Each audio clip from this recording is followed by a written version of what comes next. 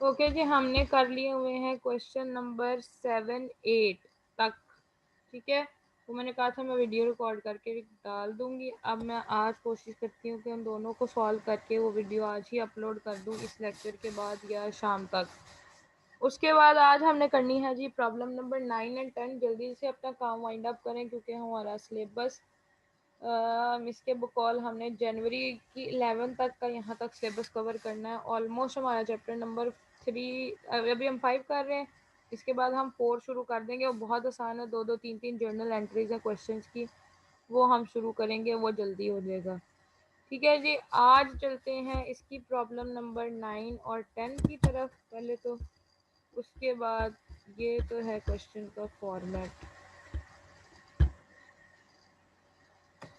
जी, ये अभी नहीं चाहिए, अभी हमें चाहिए क्वेश्चन। ओके जी, क्वेश्चन नंबर 9 में वो कहता है, एक तो ये सवाल और इसका नखरा। A and company purchased a machinery for rupees 1,60,000 on 1st of July 2013। Page number 251 है जी आपकी बुक का। 2013 को 1 जुलाई को उसने 1,60,000 की एक मशीनरी परचेज की है एंड कंपनी ने, और उसके अकाउंट्स हर साल 31 दिसंबर को क्लोज होते हैं। मतलब आपने साल के मिड में ली है। ऑन 30th जून 2016, 3 साल बाद उसने वो मशीनरी, चाहे उसकी जो मर्जी कॉस्ट बाकी की बची थी या बैलेंस जितना भी था, उसने वो मशीनरी 70,000 रुपये में बेच दी है। और उसी दिन 30 जून 2016 को ही एक नई मशीनरी परचेज कर ली है 1,80,000 की। Depreciation is to be charge at the rate of 15% per annum on original cost method. Original cost मतलब है जी फिक्स्ड इंस्टॉलमेंट मेथड। आपने मतलब हर एक ही दफ़ा 15% निकाल लेना है और हर साल वही चार्ज करते जाना है। ठीक है जी, हम पहले ये क्वेश्चन करते हैं, उसके बाद हम क्वेश्चन नंबर 10 की तरफ आएंगे कि उसमें वो क्या कहता है।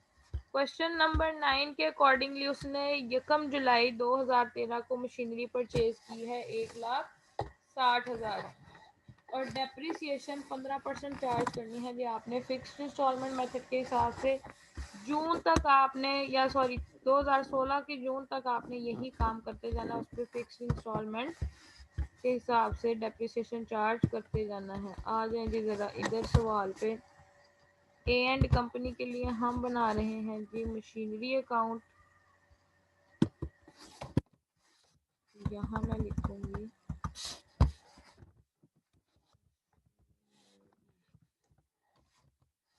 डेट है जी, खरीदी कब थी उसने, बुक सामने खोल के रखो। अब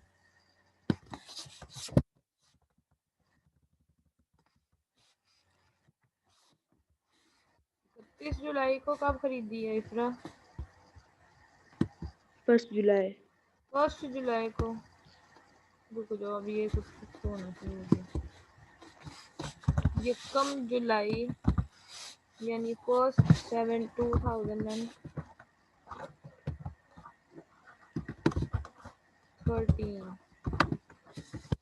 उसने कैश दे के मशीनरी परचेज की है कितने की, 1,60,000 की। अब ये खरीद रहे हैं आप साल के दरमियान में। अकाउंट हर साल क्लोज होने हैं 31 दिसंबर को। यहाँ मैं 2000 की बजाय कर रही हूँ 2013। डेप्रिसिएशन कितनी आएगी, 1,60,000 पे आप 15% चार्ज करें।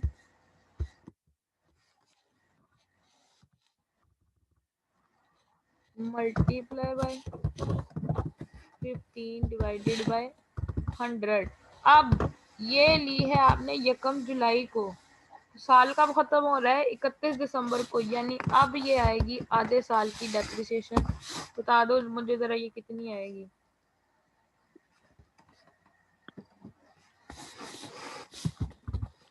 मेरे ख्याल से इतनी बनती है, फिर भी मुझे बता दो। नहीं, गलत हो गई।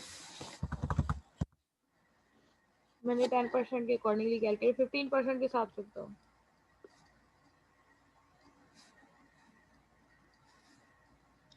मिस, ये जो क्या कहते हैं 6, ये जब मैंने सिर्फ डेप्रिसिएशन निकाली 100 तक तो आई है 24,000। अभी 1 मिनट है।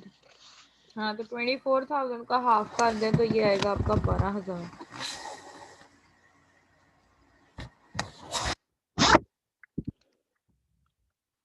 हाँ जी 12,000। ठीक है, यानी पहले 6 महीने की डेप्रिसिएशन आपकी कितनी आई है?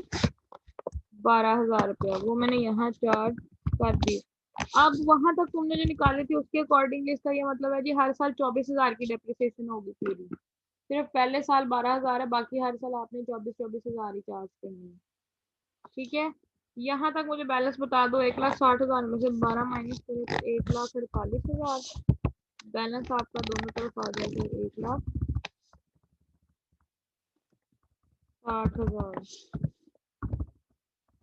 इधर भी इधर भी 1,60,000। यहाँ बैलेंस आ गया 1,48,000। अब वो पूरे साल का जब आप निकालेंगे,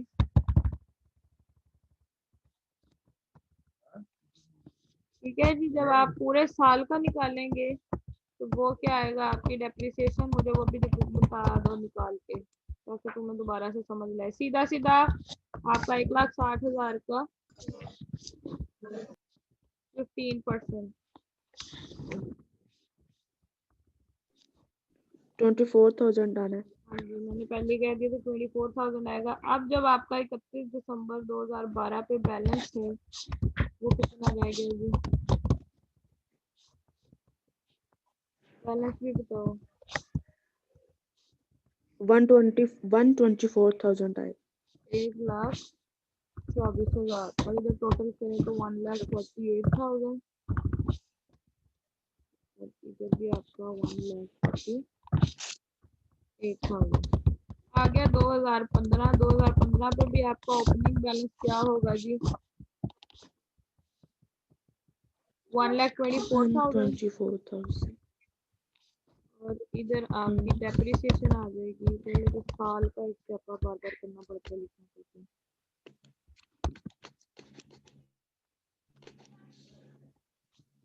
15 और यहाँ पे भी आ जाएगा आपकी 24,000 डेप्रिसिएशन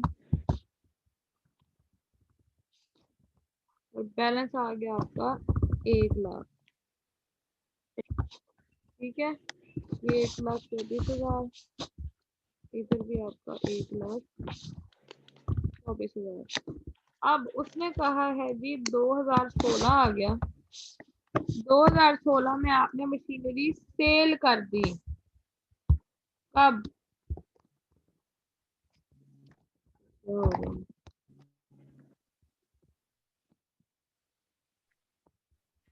2016 में वो कह रहा है जी 30 जून।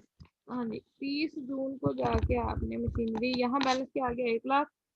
इधर मैं डेट चेंज कर रही हूँ जी, 30/6/2016। यानी अब आप साल के दरम्यान में पहले तो उस पर डेप्रिसिएशन चार्ज करो, फिर मैं बताती हूँ आगे हमने क्या करना।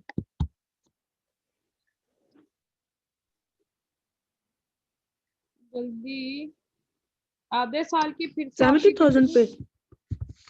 पूरी साल मतलब अब आपने दोबारा से उसकी आधे साल की डेप्रिसिएशन रिकॉर्ड की। 1,60,000 रुपये आपने करना था 15% आधे साल के लिए, क्योंकि हमने 30 जून को ये बेच देनी है तो 30 जून तक डेप्रिसिएशन भी चार्ज करेंगे। कहता जी ये आ गई 12,000 रुपया। अब 1,00,000 में से 12,000 माइनस करके value of machinery on 30th जून 2016 कितनी है जी? अब हमारी मशीनरी की कॉस्ट 1,00,000 में से हमने आधे महीने का 12,000 माइनस कर, आधे साल का 12,000 माइनस किया तो कितनी वैल्यू बची आपके पास? 88,000 रुपए की बचती है अब। 88,000। ठीक है, 88,000 की उसने सेल कितने की है?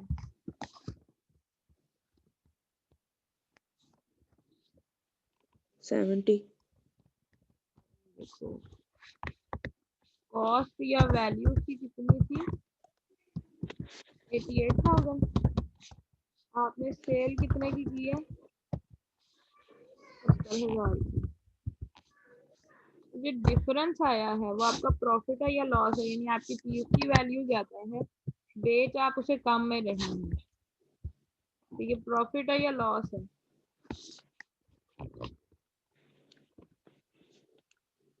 इकरा, आपकी 88,000 की चीज थी, एक आपने मिनट 70 में पे बेच दी। लॉस है। अल्लाह खैर करे, ये पीछे क्या लगाया हुआ था?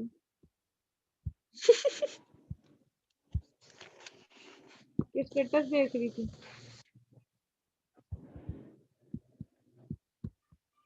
पता तो नहीं छोड़ो, सुबह लगी थी। आपने क्या किया जी? फिर क्या एंटर करना चाह रही है? हाँ जी, आपकी 88,000 की चीज आपने 70,000 में बेच दी, प्रॉफिट है या लॉस है आपका? लॉस है मिस, लॉस। कितने का? कितने का बताती? 1800 का।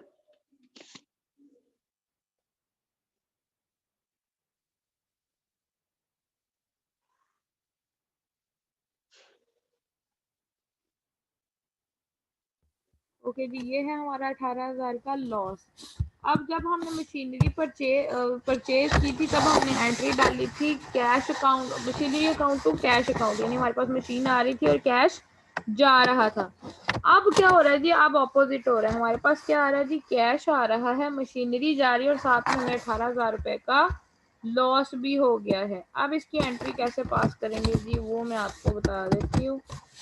इसकी एंट्री होगी जी, हमारे पास आ रहा है कैश अकाउंट, यानी बिजनेस को कैश मिल रहा है कितना, जितने की उसने मशीनरी परचेज की, यानी 70,000 रुपए। साथ ही क्या हो रहा है जी, हमारे पास से मशीनरी जा रही है, क्रेडिट हो रही है कितनी अमाउंट से, 88,000 से। अब वो कह रहे हैं जी, इस 70,000 और इस 88,000 में आपका कितने का डिफरेंस है, 18,000 का, तो वो कहाँ जाएगा आपके प्रॉफिट एंड लॉस अकाउंट में, क्योंकि वो आपका लॉस है। कितनी अमाउंट का, 18,000 का। यहाँ तक कोई मसला, एंट्री सिर्फ ऐसे पास करनी है उसके प्रॉफिट या लॉस की। आपने मशीनरी को क्रेडिट करना है, अगर तो क्रेडिट में ज्यादा है और डेबिट में कम है, तो फिर इस तरह से होगा। अगर आपकी ये अमाउंट ज्यादा है और क्रेडिट साइड पे कम है, तो फिर वो आपको प्रॉफिट हुआ होगा। ठीक है। अब मशीनरी क्रेडिट हो रही है 88,000 से, यानी टोटल अमाउंट उसकी 88,000 है, और कैश मतलब उसके बदले में दो अकाउंट रेफरेंस अकाउंट में आ रहे हैं। कौन कौन से? एक हम यहाँ पे लिखेंगे जी कैश अकाउंट,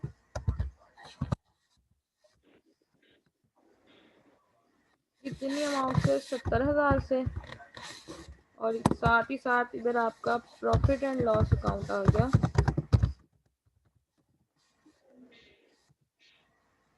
ये पॉइंट समझ आ गया, जब आपकी मशीनरी सेल होनी है तो कैसे आपने एंट्री करनी है।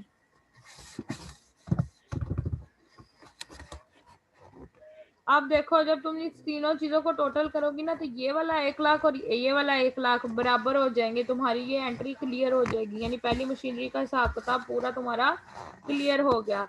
अब उसने कहा था जी, आपने उसी 30 जून को 2016 को क्या किया है, एक मशीनरी और परचेज कर ली है।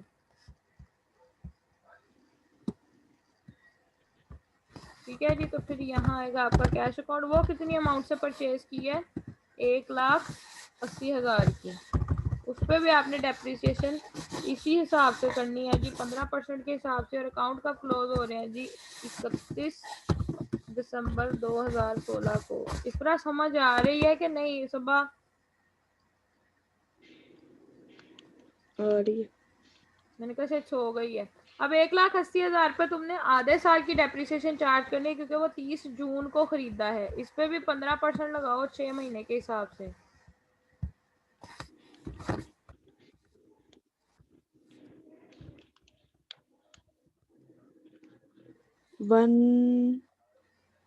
13500। अल्लाह की बंदी, किधर जा रही हो? डेप्रिसिएशन की अमाउंट बतानी है। अच्छा डेप्रिसिएशन, एक मिनट है। ये जो पहली मशीनरी है ना, ये वाली बताती हूँ तुम्हें मैं इसको हाईलाइट करके। ये जो पहली मशीन का काम है ना, ये दोनों बैलेंस जब आप इक्वल करेंगे ना, तो ये पूरा हिसाब किताब हमारे बुक्स ऑफ अकाउंट से क्लियर हो गया है। इसको तुमने अब भूल जाना है, ये वाली मशीन को।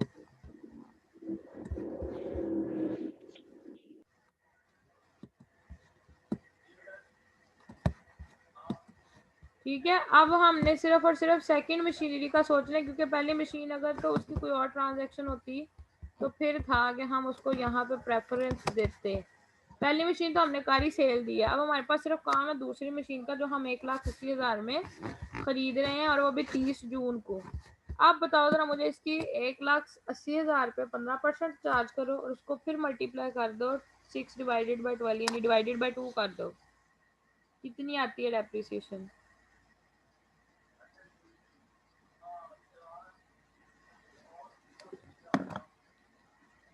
खुद ही ना कर लो, मैं तुमसे बेहतर है।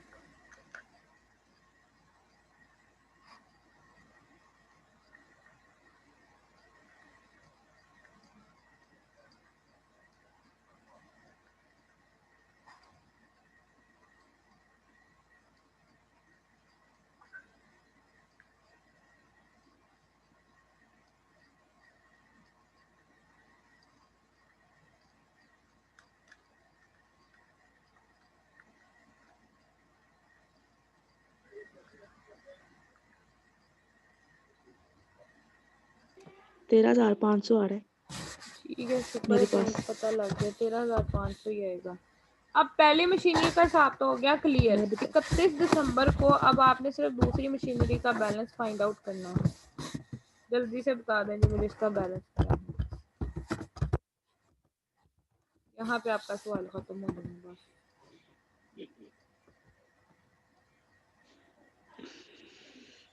1,54,000 क्या करना है अब? इसका बैलेंस, ये 1,80,000 में से 13,500 माइनस करके बता दो। मेरे ख्याल से ये होगा, या 44,500। 166,500। हाँ बस, मुझे सुनना मिलेगा। सही है। अब इस साइड का टोटल जी। करोगे तो इधर भी आएगा 2,80,000, और इधर भी आएगा आपका 2,80,000। अगले साल में पिछली मशीनरी पहली वाली तो बिक गई। हमने अब क्या करना है जी, 2017 में हमारी सिर्फ और सिर्फ इस मशीन का बैलेंस आएगा, और वो कितना है,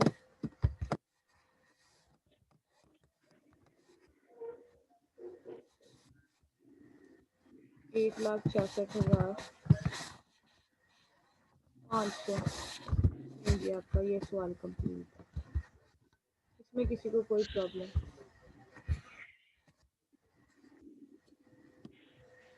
कोई मसला, इतरा सबा, ये इतना सवाल है।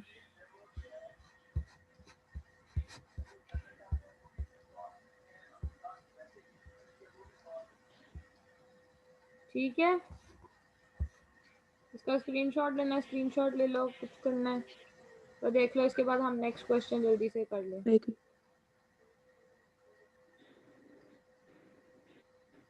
कर लिए सेव, आगे करवाएं। ठीक है जी, नेक्स्ट क्वेश्चन है हमारा क्वेश्चन नंबर 10। कहता है जी, show machinery account under written down value method for 3 years from the information given below. उसने ये नीचे इंफॉर्मेशन दी है। अच्छा, अब याद रखें मेथड कौन सा है। उसने कहा है जी रिटन डाउन वैल्यू मेथड, यानी आपका जितना बैलेंस बच जाए हर साल उस पर आपने डेप्रिसिएशन रिकॉर्ड करनी है इस मेथड के अंडर। तो उसने यहाँ कंफ्यूज करने के लिए आपको स्क्रैप वैल्यू भी दी है और एस्टिमेटेड वैल्यू, एस्टिमेटेड लाइफ भी दी है। जब उसने रिटर्न डाउन वैल्यू मेथड कहा हो और सारी चीज़ें दी हो, तो हमने इन चीज़ों को इग्नोर करना है, स्क्रैप वैल्यू को और एस्टिमेटेड लाइफ को। हमने क्या देखना है, रेट ऑफ डेप्रिसिएशन। इसको मैं ज़रा करके बताती हूँ कि कैसे करना है। अब ये जूम नहीं होगा, कितने मुँह है इसका।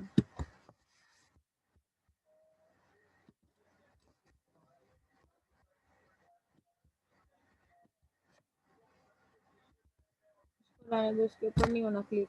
मैंने ये कहा उससे कहा show machinery account under the written down value method for 3 years from the information given below. 3 साल के लिए डेप्रिसिएशन अकाउंट बनाना है, यानी रिटन डाउन वैल्यू का मतलब है कि जितना बैलेंस हर साल बच जाए उस पर जो परसेंटेज दी हुई है ये 33.3, ये 1/3 का मतलब है जी 0.33%। ठीक है जी। यहाँ हमने एस्टिमेटेड लाइफ को भी इग्नोर कर देना है और स्क्रैप वैल्यू को भी इग्नोर कर देना है। हो सकता है हमारा एसेट 3 साल बाद स्क्रैप वैल्यू से ज़्यादा वैल्यू रखता हो। आ जाओ जी, इसका भी क्वेश्चन करते हैं। मशीनरी की कॉस्ट है 2 लाख, रेट ऑफ डेप्रिसिएशन है आपका 33.33% ही। इधर से सवाल शुरू करते हैं जी। पहले मैं इसका खुलासा कर लूँ।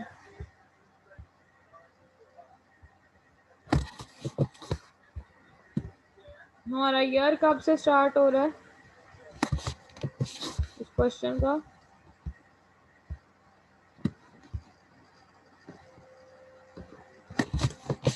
दूसरा, उस क्वेश्चन में हमारा कब से साल शुरू हो रहा है? बताया ही नहीं। ध्यान से देखो लिखा होगा तो। For 3 years लिखा है बस, अच्छा, साल उन्होंने नहीं बताया लिखा हो, नहीं बस है। 3 साल के लिए करना है। हम अपने पास से इमेजिनरी वैल्यूज ले सकते हैं। ठीक है, ऐसे ही लिखा है। ये यकम जनवरी कर लेते हैं तो बस ठीक है। कैश पे मशीनरी हमने परचेज की है जी 2 लाख की। ठीक है, उस पर डेप्रिसिएशन आपने चार्ज करनी है 33.33%। निकालो जरा 2 लाख का 33%, 33.33% पूरा।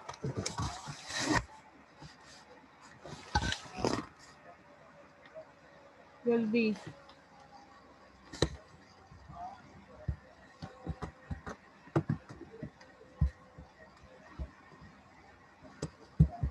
पूरा कर दो। कैलकुलेट कितनी देर लगाती है?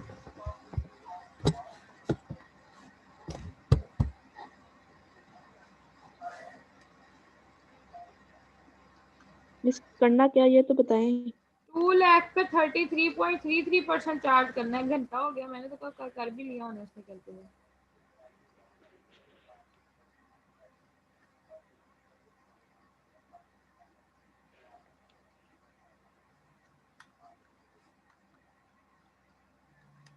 मैंने निकाली तो 66,660 बनते हैं।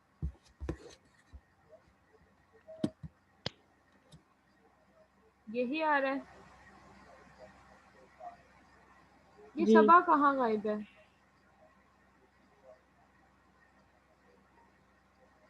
सो रही है। मुझे लगा ऐसे ही रहे कि वो क्लास ऑन करके ना ये लैपटॉप सो गई है। अच्छा, आप डिफरेंस फाइंड आउट करो और मुझे बैलेंस बताओ। 2 लाख में से 66,660 निकालें तो कितना बैलेंस बचेगा?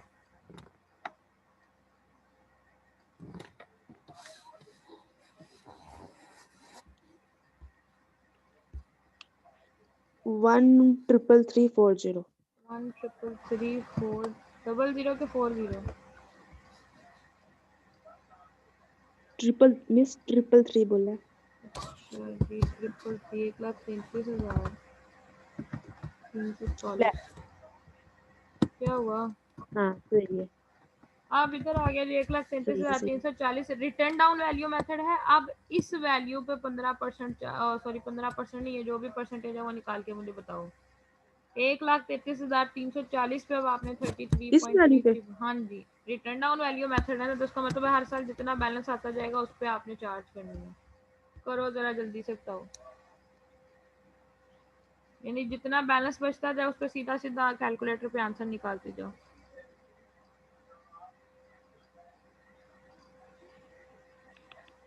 एक मिनट। 1,333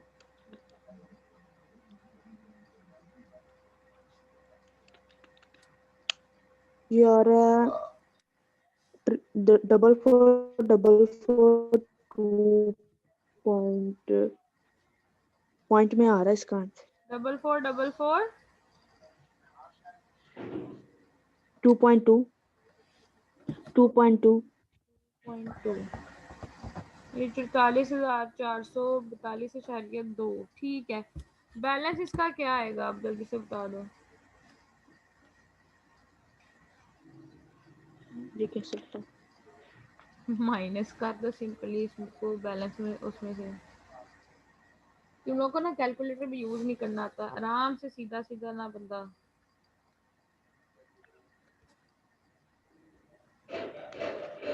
ये आ रहा है 88, नहीं 888।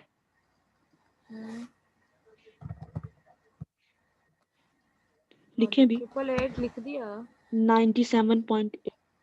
97.8। 97.8। अब इसी 888 का ही फिर 33.3% ले लो। आप समझ लग गई है? कैलकुलेटर पे इस तरह करते हैं ये सवाल को। जो आंसर आया उसी का फिर से ले लो जी।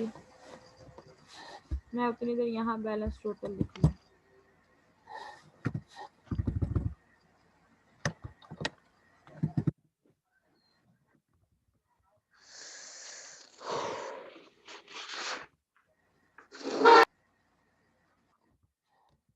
क्या आया आंसर? ये आ रहा है 2962।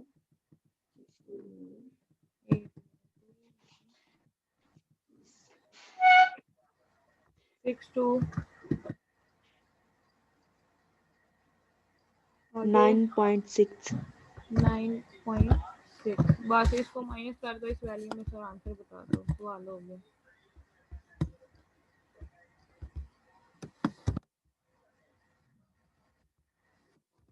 तीन साल के लिए उसने अकाउंट मांगा हुआ था।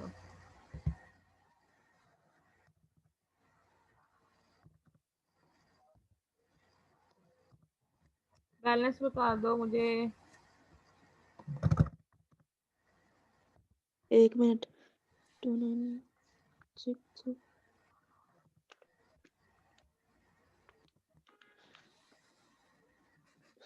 59 59 26 8 26 8.2। 8.2।